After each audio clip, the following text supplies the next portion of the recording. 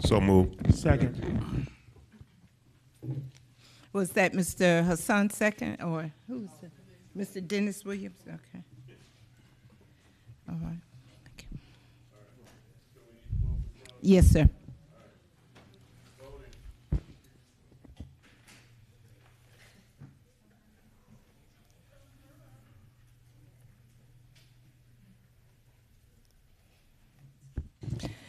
That motion carries with Mr. Franum, Mr. Brandon Garrett, and Mr. Clark out.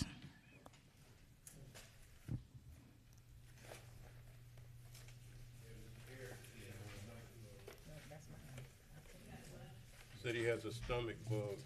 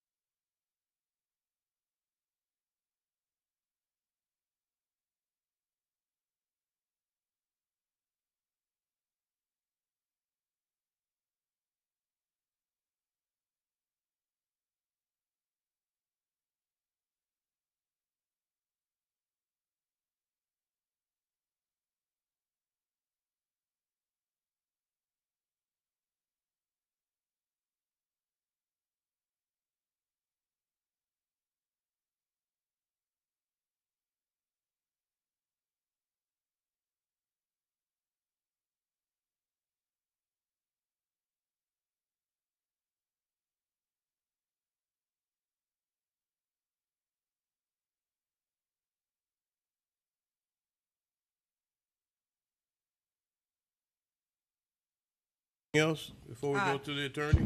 No, sir. The closed meeting affidavit. Good. I'll let the attorney ask. Okay. Mayor Pro Tem, Commissioners will request a motion to execute the closed meeting affidavit. Second. Anytime you're ready. Okay, we're voting. Voting.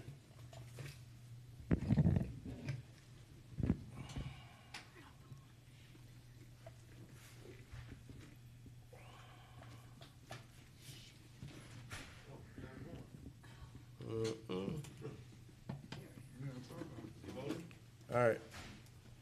I'm still up there.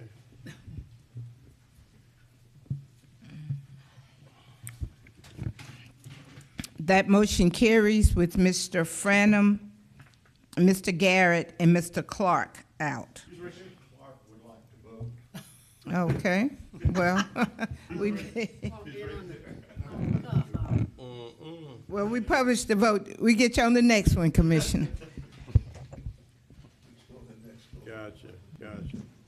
All right, Mr. Attorney. Yes, sir, thank you.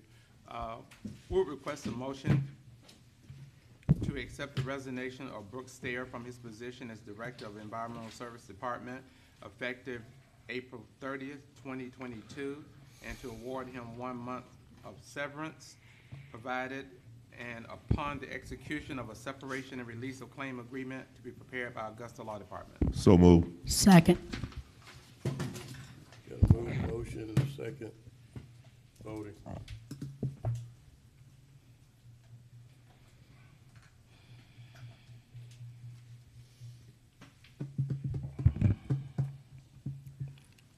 That motion carries with Mr. Franum and Mr. Garrett out.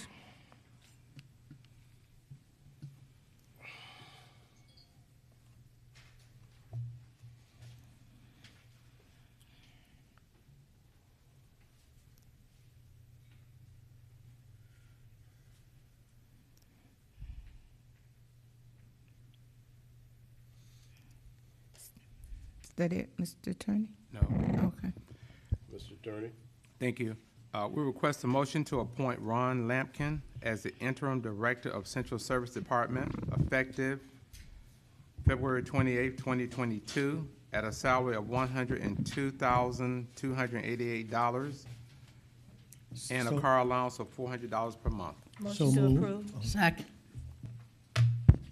Voting.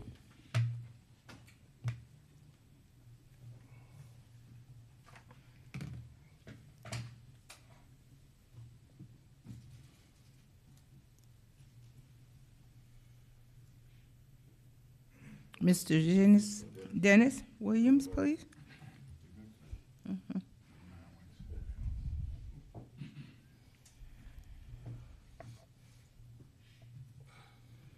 That motion carries with Mr. Franum and Garrett out. Mr. Attorney. There are no further motions at this time, Mayor Pro Tem, No further motions. at this time. Okay. All right, Ms. Bonner, what do we have before us this morning? The train thing? You have one item that's been requested as an addendum. You can receive that one, and then we'll move forward with train and then the addendum item. All right, do we have anyone that takes exception to adding the addendum item? Seeing none, is accepted, Ms. Bonner. Okay, without objection. Thank you, sir. So We'll let's- proceed. I'm sorry? Proceed with item number 3 then. Yes, ma'am. Okay. You can't hear me, Mr. Clark? You can hear me now? I'll make sure I speak up. Yes, sir. And if you give me a minute, we're going to get the consultants on the line. Okay. Okay.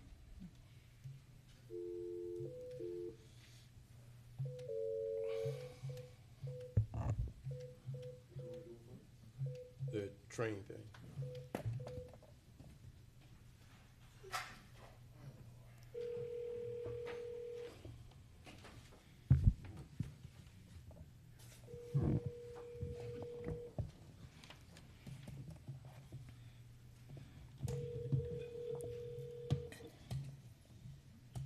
Hello?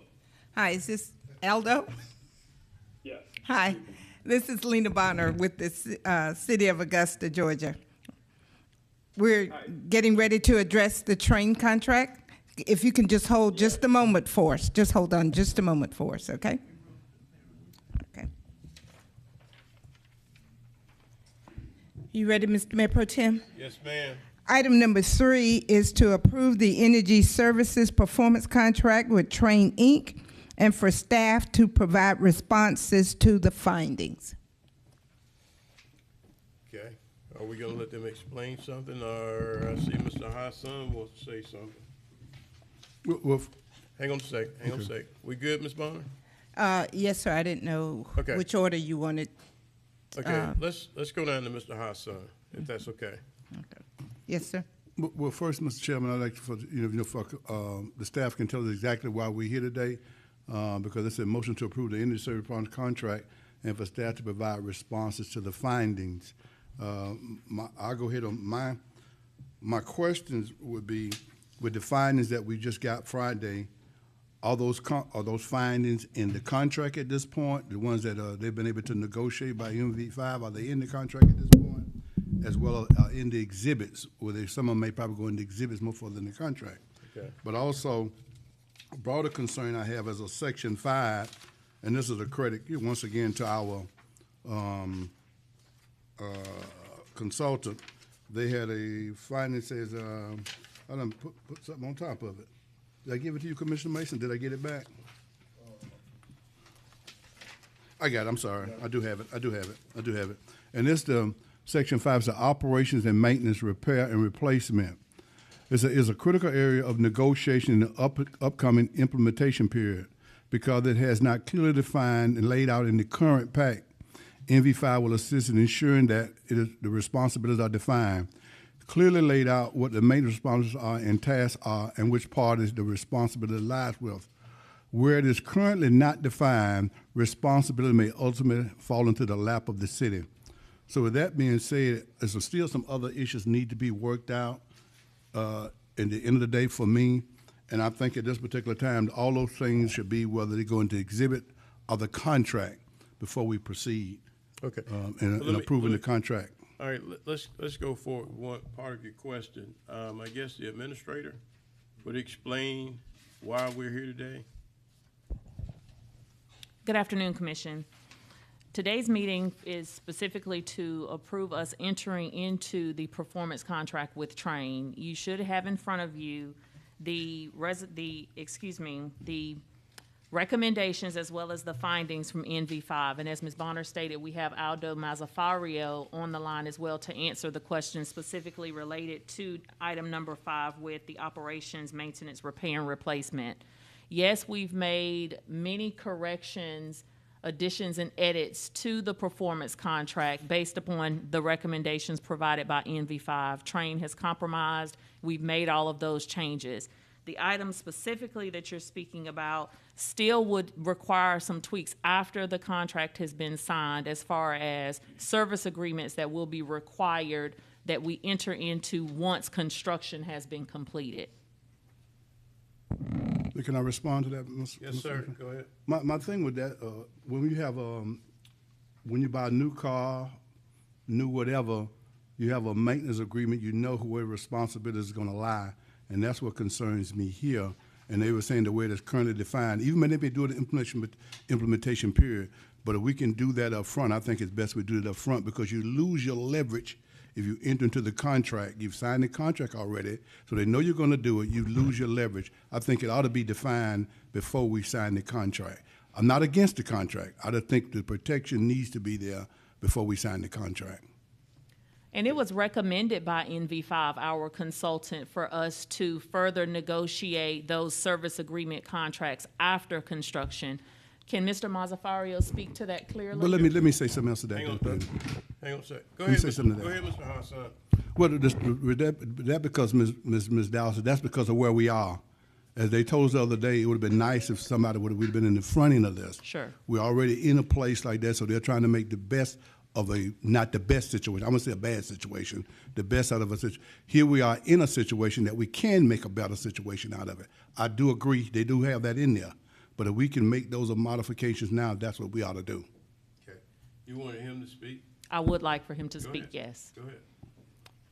Go ahead, sir. Hi, good morning, everyone. This is Aldo Mazzaparo from NV5. I hope you can hear me okay.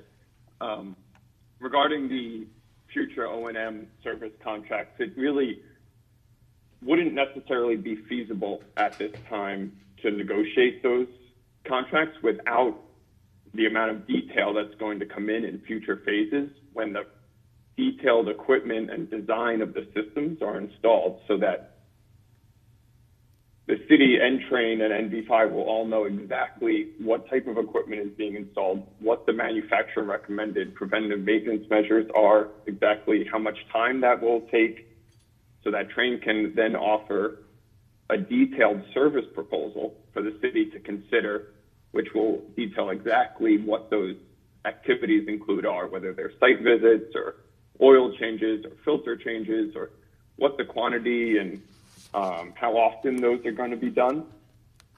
And that can all be negotiated in the coming months when that equipment is known and the exact design is known.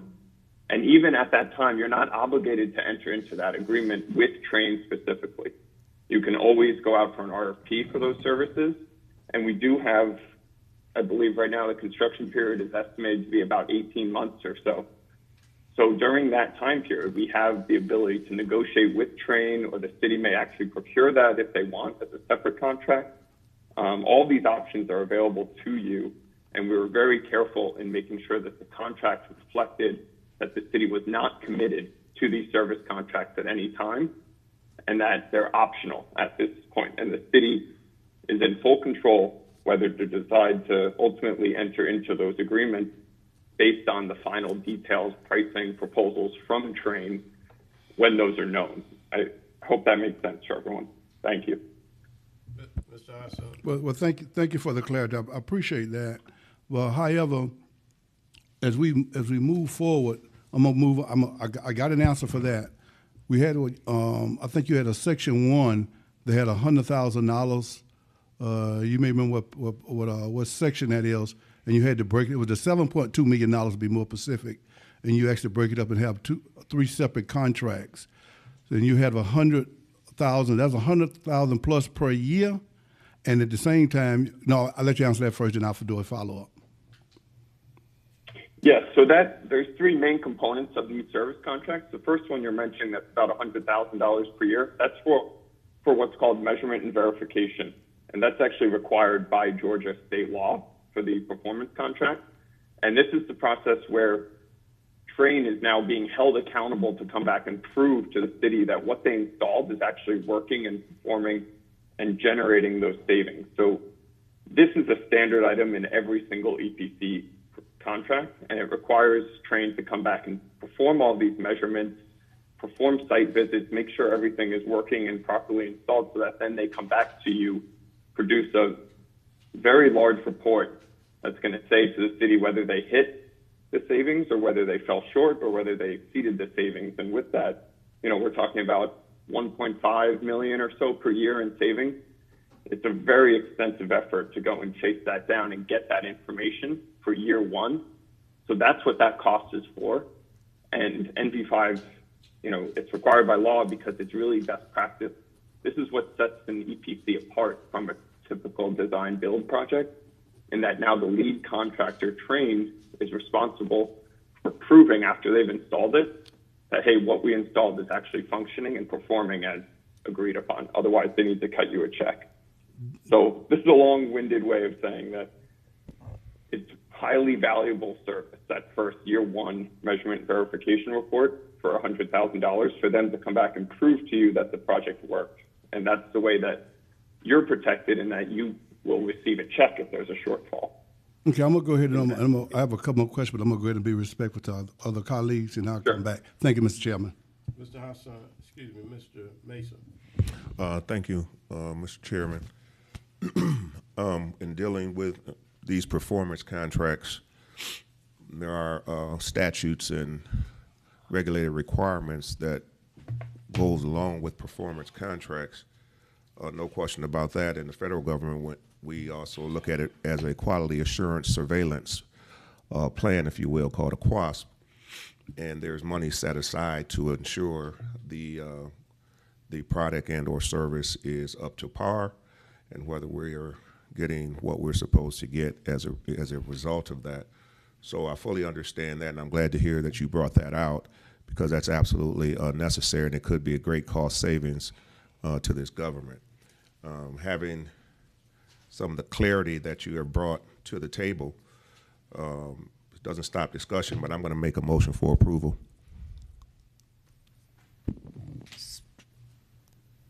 Second. Second. Okay. We got a motion and a second for approval. Ms. Scott? You good? You good? I did have a question, and I'm not gonna tell you I read this thing all the way through. So, Can you let's hear say, us, sir? let's say we're not satisfied. Is there an out clause in here? We're not satisfied with what's going on. Is there an out clause? Aldo, for do the you? city? Yes, can you repeat the question? I didn't hear it clearly. I said, let's say the city is not satisfied. Is there an out clause in this contract for the city? Yes, there's different language throughout the pact that allows for termination with cause, without cause. All of that was negotiated with the help of the city's legal department and training team. Okay, so is it in the contract, and what page is it on? 11. 11? Section 305. Okay. 2.5, 3.0. So, sir, can you explain it to me? I'm trying to get to it. So can you explain the out clause to me? I'm sorry, which clause? The out clause The on out page clause. 11. Yes, if you could detail it. Explain it to me.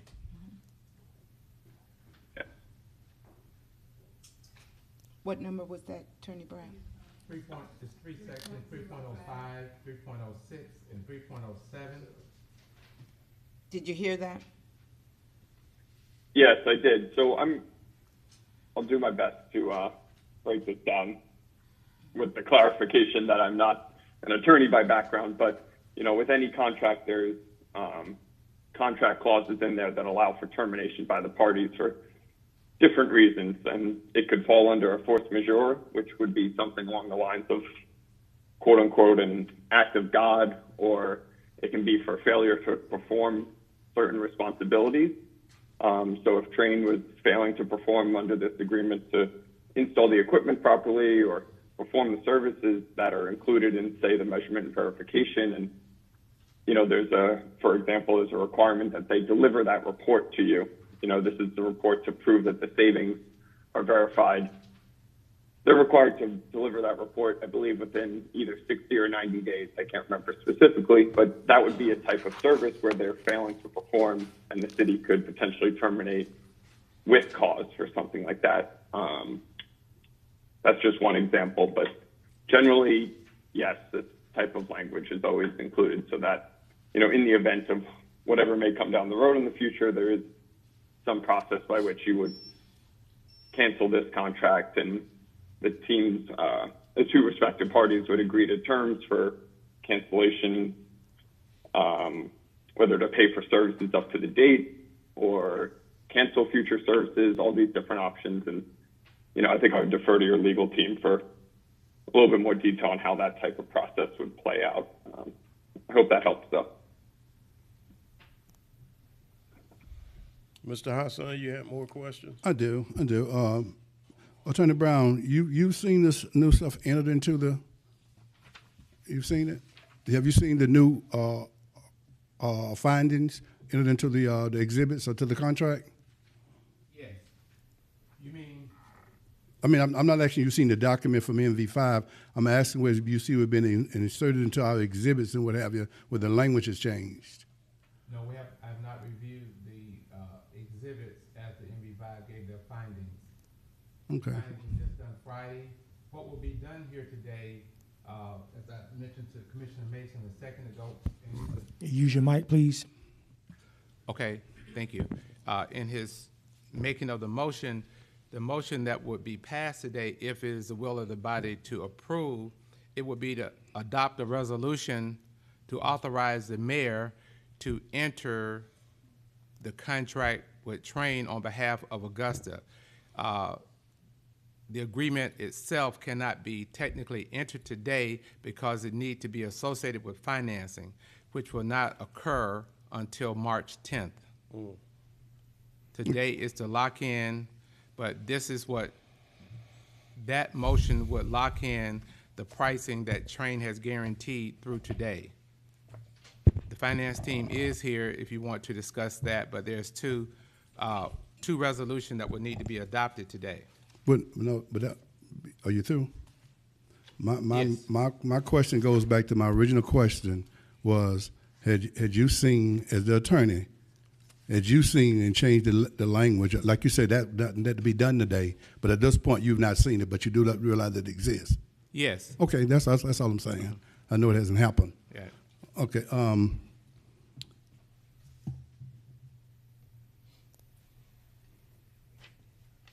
that'll be all for me. That'll be all for me. But the pact agreement, the changes in the exhibits and changes in the pact agreement. The pact agreement, which is before you, that is the agreement Right, I know. that would occur. Those changes are there. But some of the technical changes for the exhibits, which is, I think, a little over 800 pages, we still will go through that and verify that prior to any signing. Okay. Pursuant to NV5. I'll also jump in and confirm that we did all of our findings that are incorporated in NV5's recommendation letter have been incorporated into the exhibit. We wouldn't have issued that letter without having a chance to review the exhibits in detail on the city's behalf, which is partly the reason why we issued it Friday afternoon, because we're still working through the final package of, I believe, very large page quantity, I'll say. Okay. Let me actually fire one question, Mr. Chairman. I'll be through. Let me go to Johnson. Go ahead. He's been waiting. Mr. Johnson. Thank you, Mr. Chairman. Question for Attorney Brown. So are you saying that we're still going to have to revisit this in March? Is what you said? It's going to come back before us in March? No, sir. Okay, help me understand what you just said, please. I am saying that the finalization of the agreement is dependent upon the financing. And the financing will be completed as of March 10th. So what financing and the finance team has prepared are resolutions authorizing the execution of the agreement that will authorize the mayor to execute the agreement. There will not be another meeting to come back and discuss the agreement. I make a motion to deny, make a substitute motion. Hang on a second. I yield to Mr. Hassan. Thank you. All right, back to Ms. Asa. Now, for NV5, Mr. Aldo, right? Yes, sir. Okay. I know you have a 3-year term with us when, in terms of your contract, if I'm not mistaken, that's correct? Yes, for 3 years after construction. So 3 after construction. And some of those other agreements, part 2 and part 3 of that $7.2 million that you all identified, what do you suspect the term limits of those going to be in terms of some oversight there? The length of time? typically they're contracts that are presented by the service offerer, right? In this case, it would be Train, that are renewed annually based on, depending on the city's satisfaction with the service agreement. So at no point, and this would be my personal recommendation, are you signing on to a service contract that is extends for the full 18-year term of the contract. It would renew annually, be paid for by the savings annually, just the way it's budgeted and presented in the financials. But you won't be at any time locked into, say, that $7.2 million over the 18-year term. It should be a contract that's renewed annually, which is really, best practice. So is 18 years, is that a long time for you? You think we should live with 18 years or cut that short?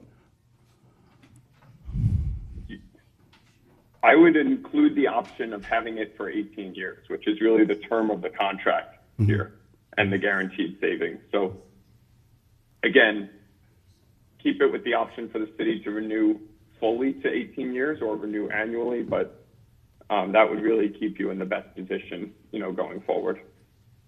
Okay, well, thank you. Thank you, sir. Thank Yep. you. No problem. Mr. Attorney, Yes, sir. Yes, sir. I think everyone up here wants to approve this. At the same time, we have some hesitation on some people's part. I mean, is there a way we can put this in the parking lot and give us a little time to consider this? Because, I don't think we got enough people to approve it, and then I don't think we have enough to deny it at the same time. I think, is there a way we can put it in the parking lot for a week or two for more consideration? Go ahead. Mayor Pro Tem, may I respond? Sure. So you may recall that Train agreed to hold construction-rated financing till February 28th, which is the sole reason why we had to, or we requested for a special call meeting, because today is February 28th. And so if we go beyond this point without providing Train the necessary approvals that they have required of us, then we are subject to construction rate financing changing. That change could increase or it could decrease. We're all familiar with fluctuations in the market because of extenuating circumstances.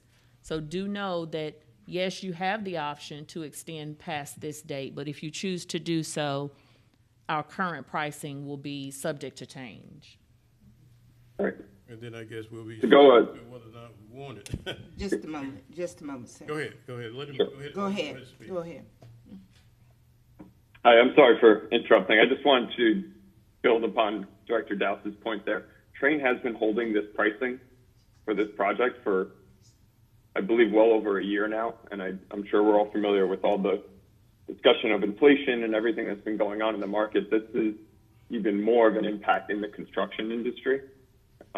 Prices have changed. We see it on a daily basis on projects where, Train has been very accommodating and holding their pricing for this long, despite all those changes to technologies and chips and things like that that have greatly impacted pricing over the last year or so.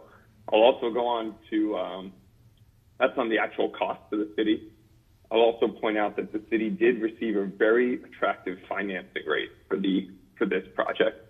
I believe it was in the 2.2% interest rate, which was about 30 or 40 basis points less than what anyone was expecting. So it's really kind of the best of both worlds where the city is today, and that Train has been holding this pricing, but when you went out for the financing of this agreement, you also managed to hit the market at a very opportune time where you got a very, very attractive financing rate for this overall project. So those are two factors to consider here with the timing. I'll just leave it at that. Thank you. Right, and I agree at the same time, and I guess I'm just speaking for some people that are on the negative side. Some people don't think that we need it at all, but you never did. Yes, sir, Mr. Hassan. Mr. Chairman, I don't want to go against our NV5. I think they've done a phenomenal job with that. I'll just withdraw my motion, but I will say I will say this to our administrator here. I think you have to be more careful about what your documents have been changed. Because if documents have been changed, that means that you had to change them. Your attorney doesn't know anything about it and everything like that, to know that these adjustments has been made from the findings. Because that was my initial question.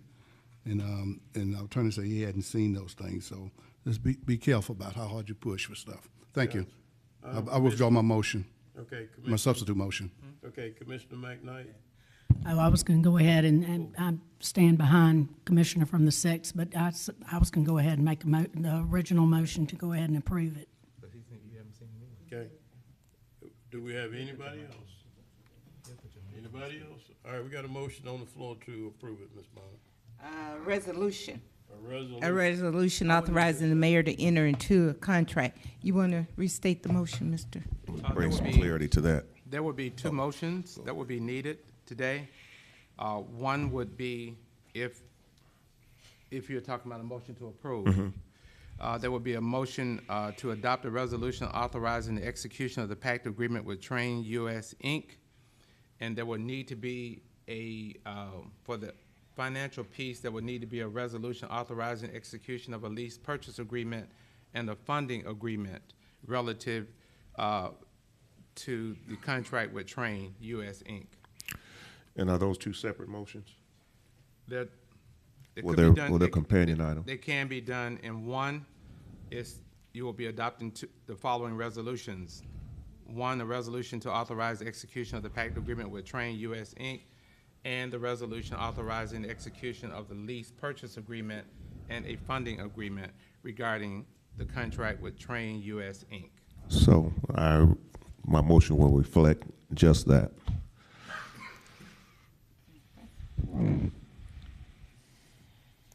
So, The motion's as stated by the attorney, right? Yes. there you go. Second.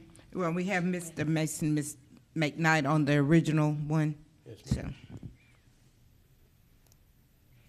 Oh, look, we got, Mr., are you good, Mr. Clark? Yes.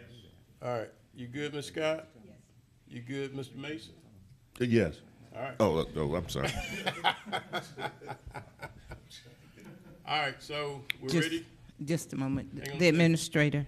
I do think it's prudent before you vote on the motions that are presented before you, that you hear more about how the project is funded or proposed to be funded from our finance department.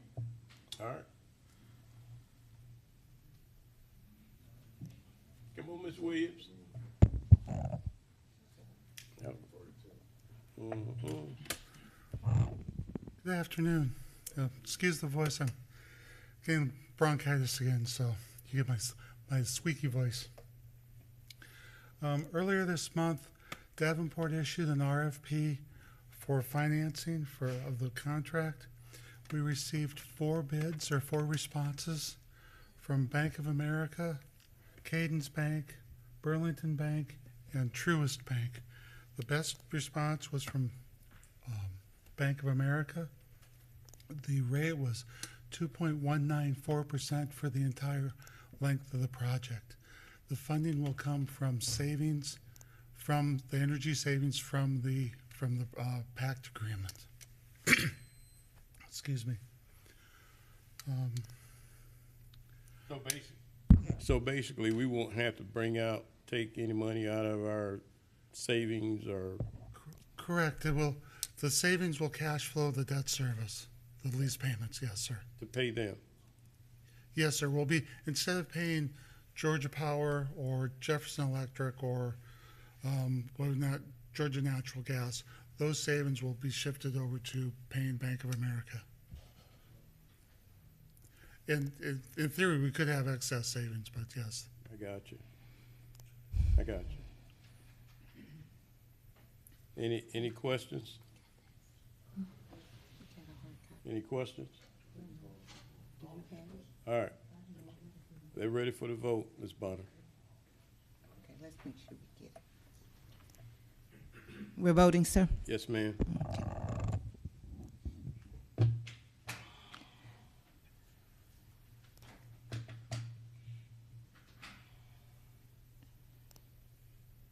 Go ahead. That motion carries with Mr. Franham and Mr. Garrett out.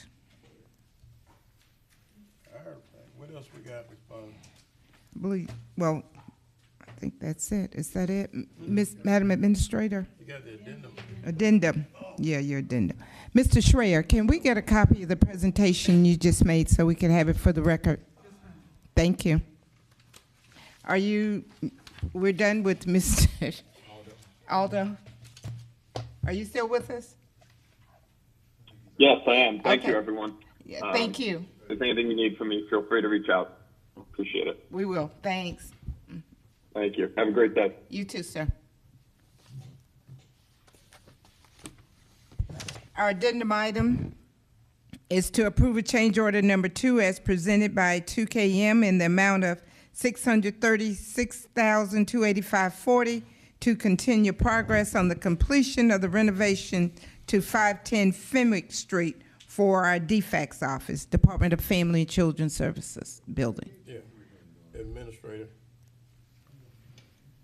So as you may be aware that the DFACS office is currently under construction and has been for a good portion of 2021 as a direct reflect of life safety code changes that were uncovered once construction began. There were changes that were also required as a result of that to the tune of over $600,000. Attachments include all of the changes that result from the differences in construction costs, as we've already spoken about inflation and how it specifically impacts the construction market. This does not include approval of the lease. The lease will come back to this body for approval once it's completed, basically once we get closer to the completion of construction.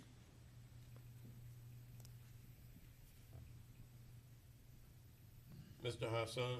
Yes, ma'am. Ms. Downs, is this, Director Downs, is this Administrator, is this a new side of the building that they've able to define these concerns? I mean, because they've been in the building over a year or so this is a new portion of the building? No, sir, they haven't been in the building for a year. Construction started back in August or September.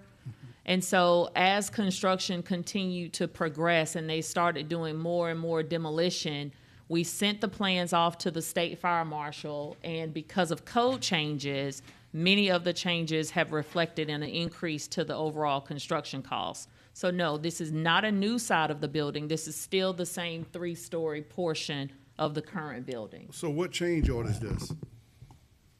This change order specifically relates to... No, ma'am, I mean, I'm sorry, what number? Number two.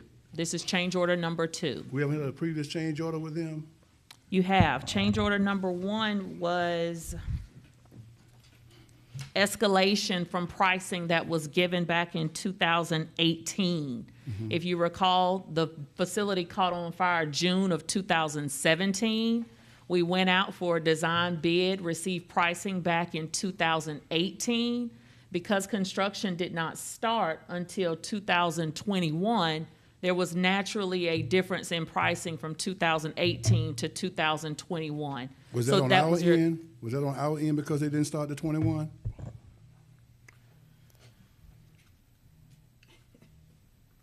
No, that was not on our end. If you recall, there was a lot of plan changes from the state side. They did not know exactly how much of the facility they wanted to use, but those costs are reflected in our current lease. However, these costs, the costs from change order number 2, have not been incorporated into the lease that will be brought before you.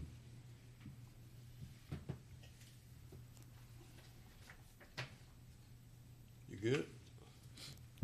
No. No, I know you're not, but Yeah.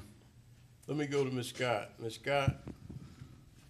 Administrator Dawes, how much more do we have in terms of the construction?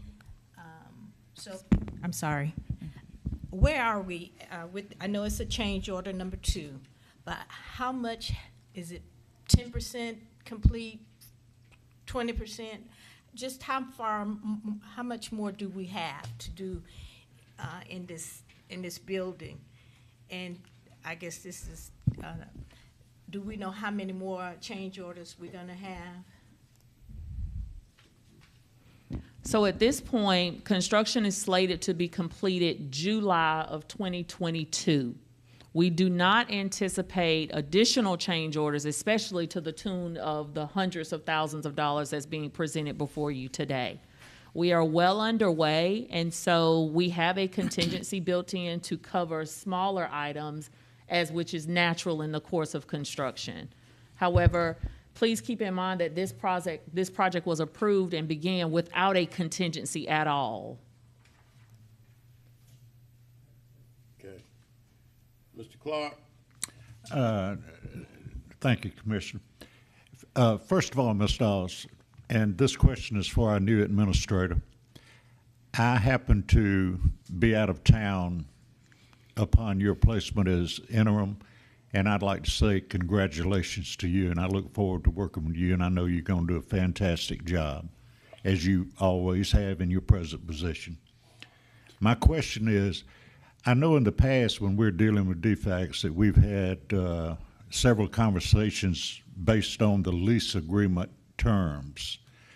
With all of this coming about and the money that we're investing in the new facility, will that lease agreement reflect a better rate of return? It is staff's position that we do renegotiate the terms of the lease agreement, especially because of the additional costs that the project has succumbed to simply because of the changes that were required to the facility. So yes, before the final lease comes back before you, we will have additional conversation with State Properties Commission, who acts on behalf of DFACS. But keep in mind, we've already executed a letter of intent which outlined lease payments and other ancillary costs such as utility payments and maintenance of common area spaces. That was done before construction was underway. So yes, a new lease will be coming before you. How much that lease will change, of course, will be up to this body. Okay. Thank you much. I appreciate it. No more questions. Yes, sir. Anyone else? I'd like to ask you, what is this construction mainly on? I mean, outside walls, paintings, or are we doing cubby holes and all that kind of stuff for them, or what? No, sir, this construction project is a full gut of the 3-story portion of the DFACS building. If you recall, DFACS occupied the entire 80,000 square foot facility. Now they're only going to have 60,000 square feet of the space. They have specific state requirements for each state facility to include how many conference rooms, what the size of the break room is, what the bathrooms look like, what fixtures and equipment are used in the space. So this construction project was catered to those needs. Right, so I have a question. Should we be paying for those, or should they be paying for those? Well, the build-out is incorporated in their lease, so they will be paying Augusta back based upon the build-out. So we negotiated where we have to pay for all of this instead of them paying for it with their state monies. That's correct. It's paid for over the course of... And you don't have to go in depth with that, but my question really is, why should we lease a building and then retrofit or what have you so that they can be comfortable? Why aren't they paying for their changes? So you don't have to answer that question, but I need us to think about that in the future when we negotiate a lease, that if they need $600,000 worth of changes, then they need to pay for it. So what are we voting on today, trying to vote on? Mr. Chairman, let me ask you a quick question. Hang on a second, Attorney. I just want to correct what I think I heard you say. We are not constructing it and then leasing it from them. They are leasing it from us. That's how we get our money back. Right, but my real question is, why should we have to pay out $1 million for them to sit over there? That's my real question. Well, technically, the one thing is, in order for the county to have these services, we provide a building for the benefit of our citizens. We get some of that money back when we construct the building. They then come in, but we don't lease the building. We lease it. They lease it from us. So that's how some of the money is returned. Okay. All right. Mr. Hassan. Yes, ma'am. Yes, sir. Ms. Downs, in terms of where are we with the state? Now, I guess it'd be very challenging to deal with them and to get contracts, period. We know what that's been like. We've retrofitted the building a couple of times for them as well, you know, and they've changed, they've moved it. I would like to see, if we approve this today, that if they choose not to work with us in some form or fashion, that you bring us another option for that building, because we just keep throwing money at the building and we're not getting any use out of the building at this point. And for the record, in improving this, how much are we over budget on this project at this point if we approve this today? And where's the money coming from? Well, when you say over budget, the original budget for the project was $3.1 million. Again, that was back in 2018. So with the change order, that will bring us to almost $4 million on this project. So over budget is relative in that stance because the original number that we based this project off of, again, has stale dated at this point. Funding, if I'm correct, came from our finance. Would you assist me with the direct allocation of funding? She said fund balance, capital outlay contingency. That was the original appropriation. And so, Ms. Dawes, I need you to say for the record, I did ask you a question. You got political on me. So what's the number what's the number from what we budgeted so what's the difference? About $1 million. Okay, that's all I want you to say. Oh, excuse me, about $1 million. All right. And the change order number 2, those funds were approved in Administrator Donald's presentation to you last week from overages of SPLOS 7. Okay. So what do we need to vote on today? Approve this change order. Can I get a motion? Motion to approve. We got a motion to approve, Ms. Bonner. Yes, sir. We're voting? All right, voting.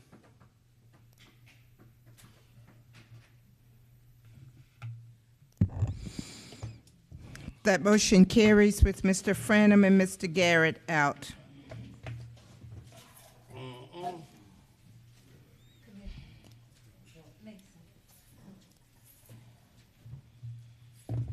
Is the meeting adjourned, sir? Oh, meeting adjourned. Thank you.